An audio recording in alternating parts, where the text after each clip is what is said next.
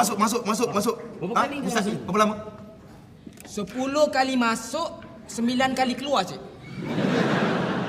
Macam mana awak cakap ni 10 kali masuk, 9 kali keluar, yang satu hari lagi awak pergi mana? Kat sini lah, belum keluar-keluar lagi ni.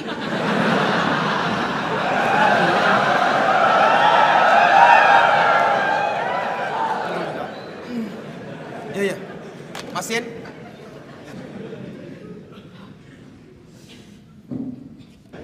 Di suatu senja, hari yang basah, cik. Oh, hujan ke? Tak, orang baling air. Saya jatuh sakit, cik. Saya sakit. Lalu saya pergi ke hospital, cik. Habis tu? Belum habis lagi. Saya pergi ke hospital untuk mengambil nombor, cik. Hei, kau tahu judi tu haram, kau main nombor buat apa? Dia pergi hospital. Kau diam. Saya ambil nombor giliran, cik. Oh. Lepas tu, cik, nombor tu tak ada. Dia suruh datang besok. Apa dengan mak bapak dia ke punya hospital tu suruh datang esok, cik. Saya tak tahan sakit, cik. Sampai nak putu rak kentut saya, cik. Nanya. Jadi apa terjadi selepas tu? Belakang tu tak apalah.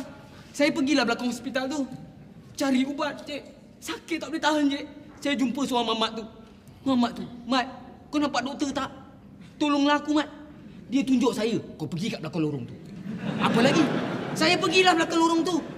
Saya pergi belakang lorong tu, saya nampak 10 doktor tengah mengenjek.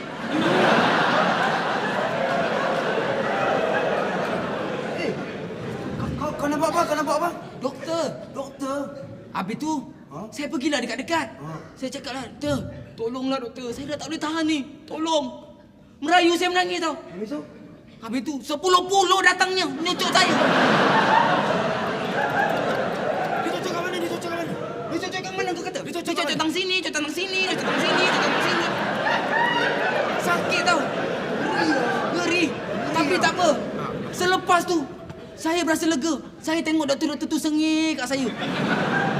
Sakit saya okey lah.